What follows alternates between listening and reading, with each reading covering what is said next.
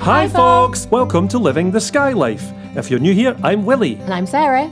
We're a musician and artist, and this channel is about our journey escaping suburban life and moving to our dream home, a 200-year-old cottage on the Isle of Skye in the Scottish Highlands. Along for the ride are our two crazy but adorable pups, Jack Spaniels and Nori. Join us as we experience the highs and the lows of living in a remote corner of a wild Hebridean island. This week, we wonder where the sunshine went, as it feels more like November than midsummer. We're used to the Scottish summertime being a bit hit and miss, but we weren't expecting to be huddled round our log fire as the mercury plummets, with white horses on the loch and giant hailstones clattering off the roof. Will our cottage garden survive this wild weather? We hope that some seasonal foraging along the hedgerow might bring back the almost absent summertime vibes. We decide to stock up the firewood store, in June, just in case. If you don't already, please do hit that subscribe button to stay up to date with our weekly adventures. Join us as we continue. Living the Skye Life.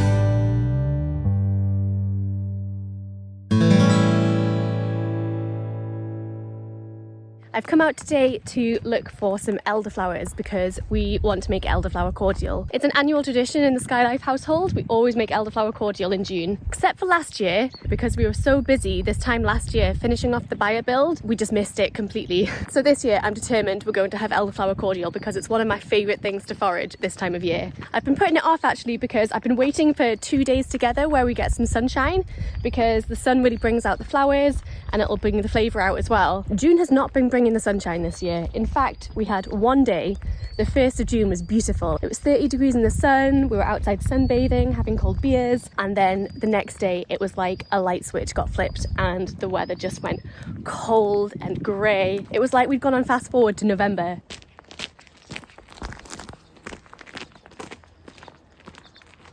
May was lovely. We had some really nice weather. I even went for a swim in the river, and I'm not a cold water swimmer at all. And we thought June was going to be just like it. Oh no, how things can change.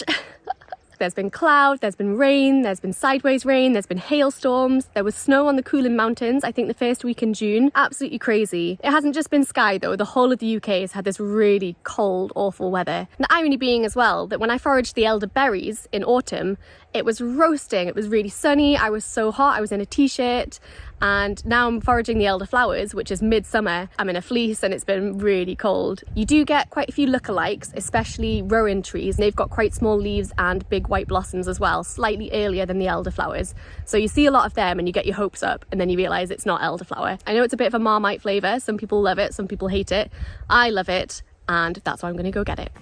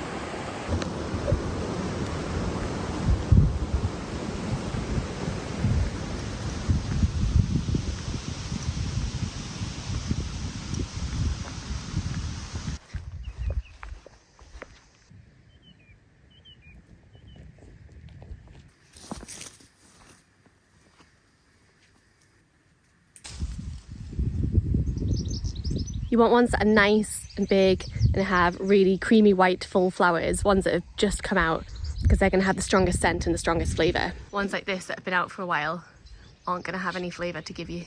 But they will turn into berries, so that's good. They're so beautiful when you look up close.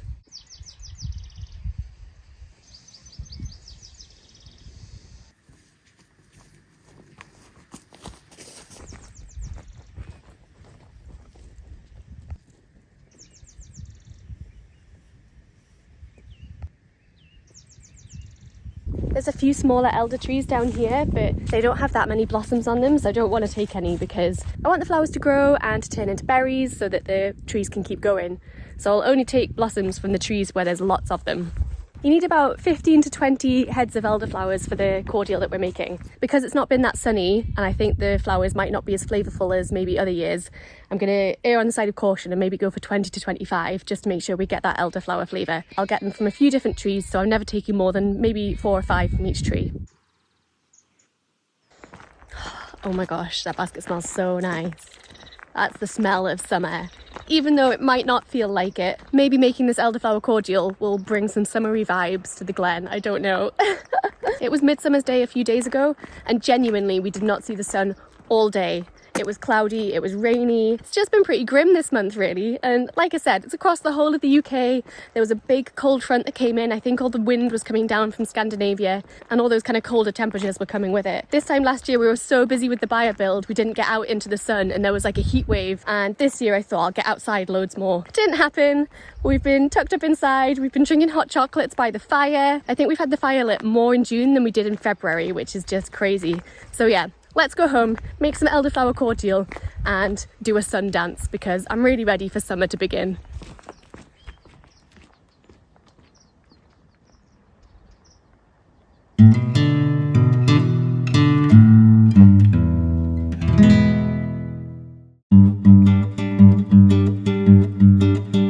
When you grow potatoes, one of the things that you've got to do when they get to a certain height, around about 9 inches, is add some more earth to the top. You've got to do it several times, and that's to stop the tubers getting exposed to the light and going green. You know, you can't eat green potatoes, as they say. So the best way to avoid that is to earth them up, which is what I'm going to do now. This netting that's on there is to prevent Nori from digging in the potato patch. And it has worked to a certain extent, but I'm going to have to think of something else now. Okay, I've got to take this netting off and these canes and stuff as well. And then I'll earth the potatoes up with a combination of topsoil and compost like we've been using right across the garden.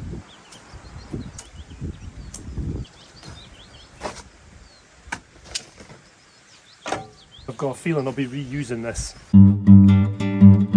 I'm using the wheelbarrow to mix the topsoil with the compost, then very carefully adding it to the bags between the potato stalks so that I don't damage them. This process will be repeated several times before the potatoes are harvested later in the season.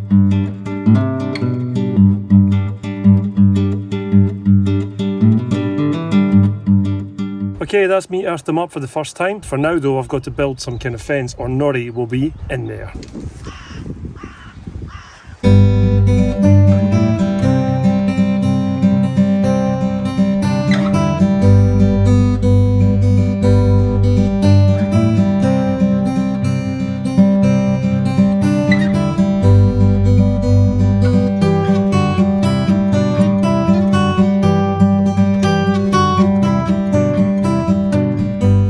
While Willie gets on with earthing up the tatties, I'm gonna replant some seedlings in our planters. So most of them have taken really well, especially the peas are growing really well, but just a couple of them haven't taken for whatever reason. They're not growing properly, so I'm gonna take those ones out and plant them with one of our spares. We kept a whole bunch of spares in the shed, just ones that didn't fit in the planters. And just for cases like this, just in case they didn't survive, I'm going to replace them with ones that are doing better. So hopefully we'll still get a good crop, and that might mean a slightly later crop as well, so we're not getting them all at the same time.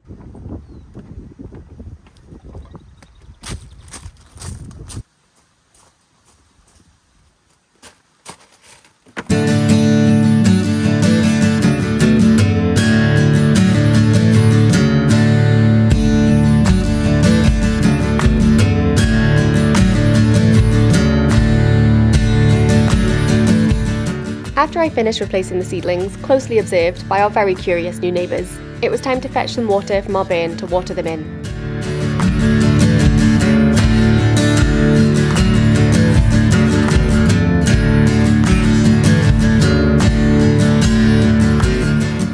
And yes, that is an old pot noodle pot that I'm using.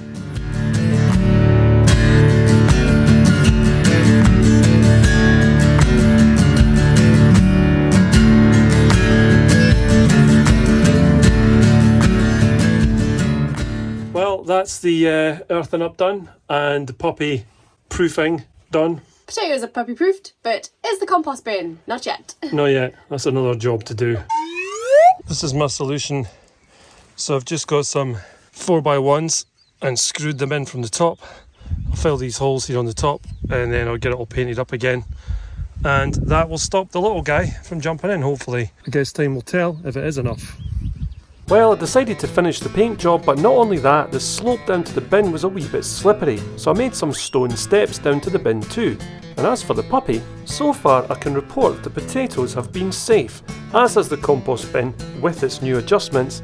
Let's just see how it all goes though, with this wee adorable but pesky pup and his occasionally naughty antics. Well, will they meet Sarah's approval? Well, let's find out. This is the finished compost heap. Hooray! After many iterations of completion. Yeah. We thought we were done and we weren't. These are the hopefully Nori proof slats. Like, we're not going to lie to ourselves. We know he could jump over this if he really wanted to, but we're going to hope he doesn't notice. And so far he hasn't. So far he has not. Before we had these, he got in there and got a whole tomato out of the compost heap. And ate it. And ate it, yes, obviously. So these slide up. Smooth as you like. Well, you have to take the brace off. Look, there's a brace on the top. Ah, right. Well, we're not doing that right now because there's midges. Ah, midges! There is midges. So, Yeah. yeah, let's leave the compost heap. We're going to put a cover on it. A lot of people have asked us if we're going to put ventilation in it. It's going to be left open at the top. We've got these slats here. And it's actually open at the bottom as well. And we can lift these up as well. So it is quite well ventilated. We just didn't really want to have lots of open areas where it could all just get blown out into the garden because we get some quite strong winds here. We certainly do. And there's something else as well. I built you some steps. Let's use those steps to get off here nice and quick because there's so many midges. Right, Sarah's steps in action. Let's have a look. Here are said steps. And Sarah is just about to demonstrate how to use them. If you don't know already. I'm getting eaten by midges. Run away! Don't fall over. They're effective then. Take that as a yes. Nice. Oh yes, they work for me as well. Look at that. This way. Come on. Hey! Good Jack boy. steps. Oh, Nori's dangerously close to the compost. Nori. What's this? Up the steps. Good boys. Good boys. Yay! It turns out even dogs can use Sarah's steps. So in spite of the fact they're called Sarah's steps, it turns out anyone can use them. Guess who didn't order enough sugar for the cordial? And guess who's going back to the village to go to the shop?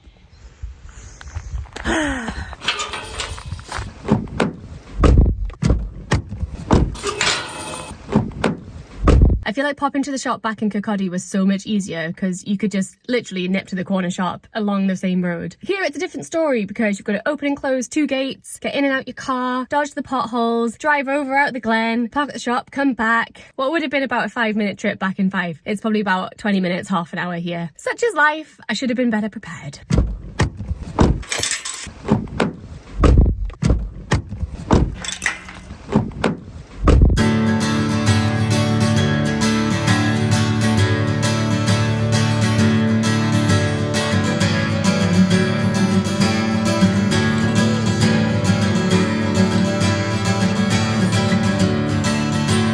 Got the sugar. Phew. I was worried they wouldn't have any or if they would just have 1 bag, but they had plenty, so that's fine. Okay, back to Skye Life Cottage. Hiya.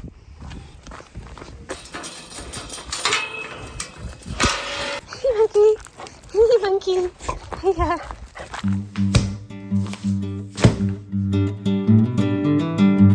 Right, back from the shops then. Yeah. 1 bag of sugar isn't enough. It's not enough, no. I wonder where all their sugar goes. I wonder who has 3 sugars in their cups of tea. No names mentioned. Richard. Anyway, what we're going to do first is get these flowers off the stems. You have to make sure not to lose too much of the pollen and stuff because that's the flavour. But you also have to make sure that you don't put that in because that green stuff is extremely bitter. So you want to get rid of the green stalks and just have the flowers into our compost caddy. God, it's such gross. That was ridiculous, isn't it? Composting, gardening.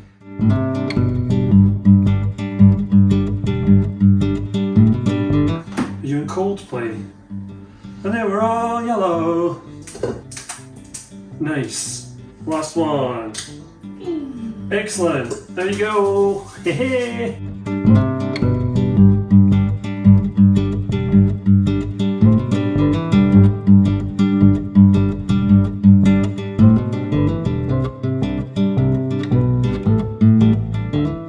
1.5 litres of boiling water. That's not boiling. Now it is.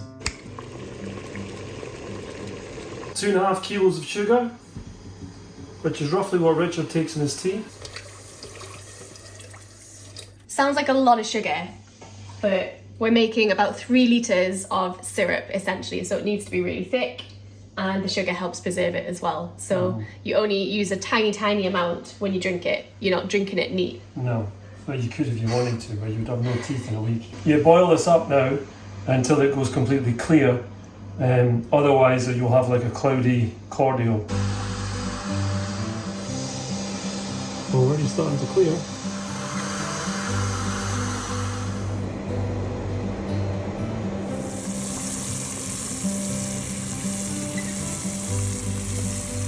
In with the citric acid, gently, because I don't want to splash back on myself. Boiling hot sugar water, that wouldn't be fun. And now in with the lemon juice.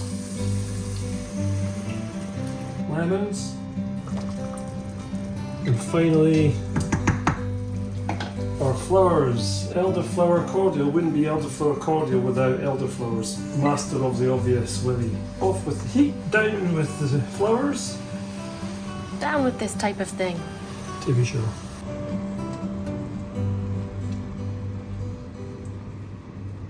On with the lid, and off the heat altogether. And that now sits for 24 hours, and then you have Elderflower Cordial. It's been so wet recently, we've had rain so constantly, that the wood that was at the side of the shed here was starting to rot.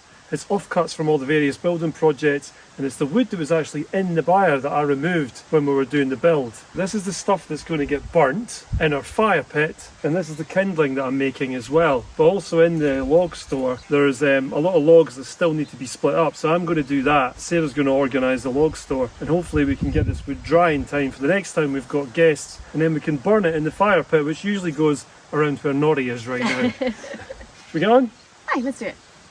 This is the wood we've been burning since the winter and into the summer this year. These are the logs that I am about to split up. So we need to move these logs on the top so I can get to these to take them and cut them up. For everyone that was worried that we wouldn't have enough logs to see us through the winter, this is what we've used. And honestly, we've probably used about 1/10 of that just in June. Probably. So first of all, let's get this lot moved. Sarah's about to make a start in the log store, getting the little logs out of the way so I can get to the ones at the bottom that I can then split up. She'll be doing that. I'll be splitting logs. This should be fun.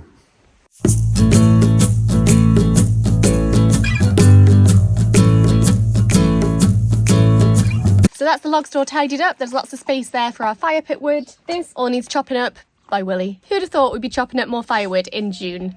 But here we are. And even though it's starting to get a bit milder now, because our cottage has such thick stone walls and we've not had any sunlight pretty much for the last month, it hasn't had a chance to heat up. So even though during the day it's quite mild, I'm in a t-shirt right now, but in the evenings the temperature can go quite low. So yeah, it was feeling quite cold, so we were lighting the fire. Has to be said though, the log burner is not our main source of heat. We have central heating. It's fueled by oil, which is in that big green tank around the back next to the potatoes. The log burner is more of an ambience thing. It's just nice to have a cozy fire, and it's also a fail-safe in case we run out of oil or something goes wrong with the system. If we do run out of wood, it's not the end of the world, but we've got plenty for now, I think.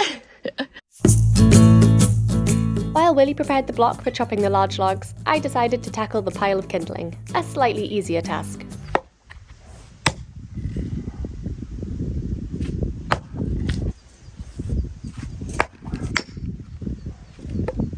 So many little side shoots, it makes it really hard to split. There's 1, 2, 3, 4, 5 just in this one half.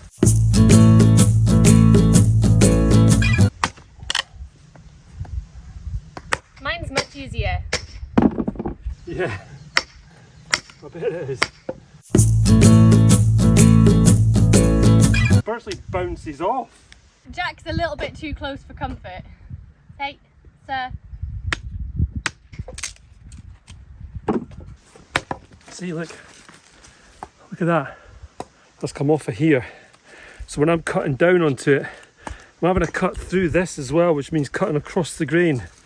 It's just very difficult.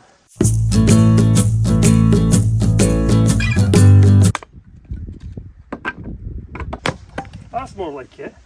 That's how logs should split. That nearly got me.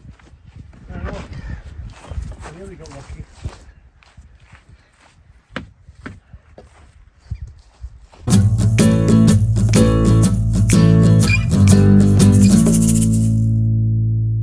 Well, as ever, that was really hard. It's like you're constantly trying to cut through branches. It's crazy, but I got there. The ones that are going to be impossible to split, they're going to be getting burned in the fire pit. And these ones here, they're going to be getting burned in our fire in the house. So, free wood, can't argue with that. Hey, Nori, have you found some big sticks?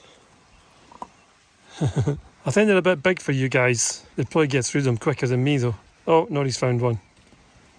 Clever boy, trotting off to his mum. You can have one too if you want, Jack. Pick a winner. He's a good boy. Well, there you go. That's the log store sorted then. Not a job we thought we'd be doing in midsummer. No, but it's done. Happy days. Well done. Let's have a look. Here we have the nice wood that we bought, which we use in our log burning stove inside the house. Here's all the lovely kindling that I chopped up. Well done. It was really difficult. Yeah, I could see. That's all the wood that Willie chopped today, just there. Some from the dead tree that we cut down, and some from a tree that the previous owner cut down, left it all in the byre to get damp, and we've only just got round to chopping some of it now. These are the ones that Willie could not chop. No, because they look like this. And then this is all the sort of damp, rotten wood from the side of the shed that is now going to dry out, and we'll use that on the fire pit. So that is a mission accomplished.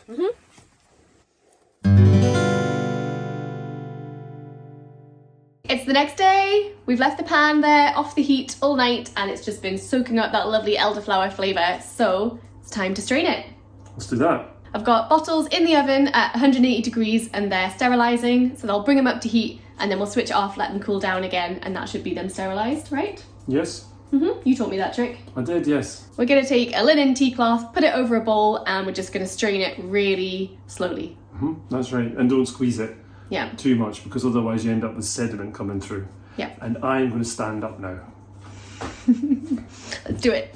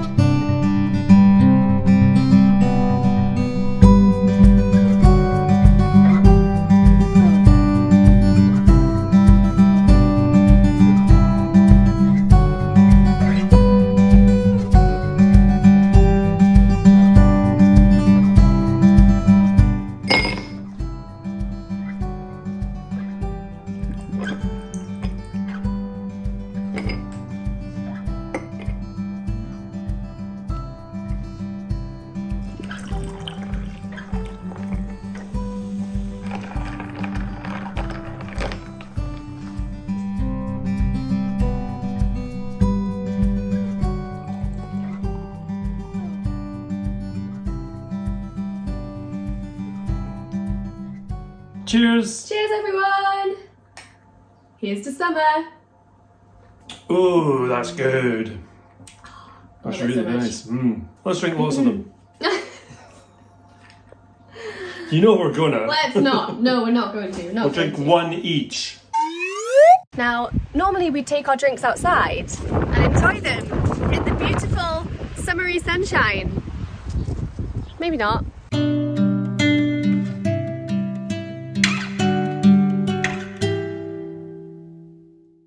As always, folks, thank you so much for watching our video. We really hope you enjoyed it, and if you did, please do leave us a like, a comment, or hit subscribe to stay up to date with our weekly adventures. Every Sunday night, 6 o'clock UK time. You might think the hood's excessive.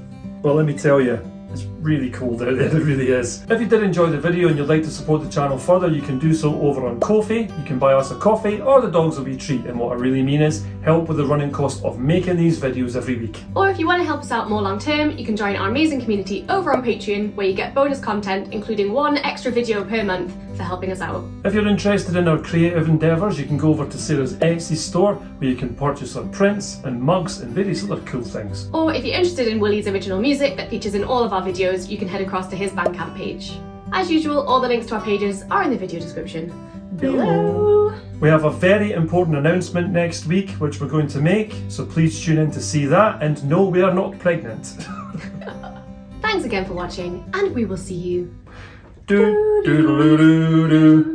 next week. We're leaving our suburban life, moving over the sea to Skye. Are we chasing a dream? I guess in time we will see, when we're living the Skye life. Living the Skye life. As always, folks, thank you. Again, sorry, I made a funny face. Go for it again. You've got a funny face. We had one day. Hello.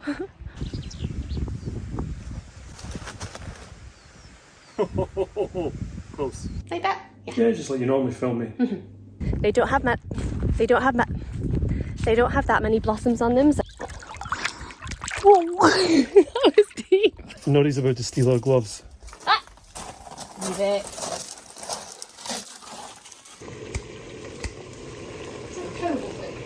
Oh, I can't get them to click. Oh, my fingers are probably dry. Bloopers. Tidying up and it's so Hi. Hi. Come down to my level. Come on. Okay, sorry, I forgot about the rules. Okay, so that is the. Hello. So it's a day later. We've left the pan. Oh, that was your shoulder. That's not my. That's not a pan. That's my shoulder. Used to be a bartender, you know. Who'd have thought? Thank you. Thank you. Kisses. Excellent. Yeah, thank you. Don't want to know where that tongue's been. Yeah. And we're just going to take a linen tea cloth. Nori's going to make some noise. Ah! Just show them. I have terrible spatial awareness. Here's to Chin summer. chin. Oh, that didn't work. That shower this morning was wasted effort, huh? Click here to subscribe to live in the Skye life. Click here to go back to the start of our adventures with our very first episode.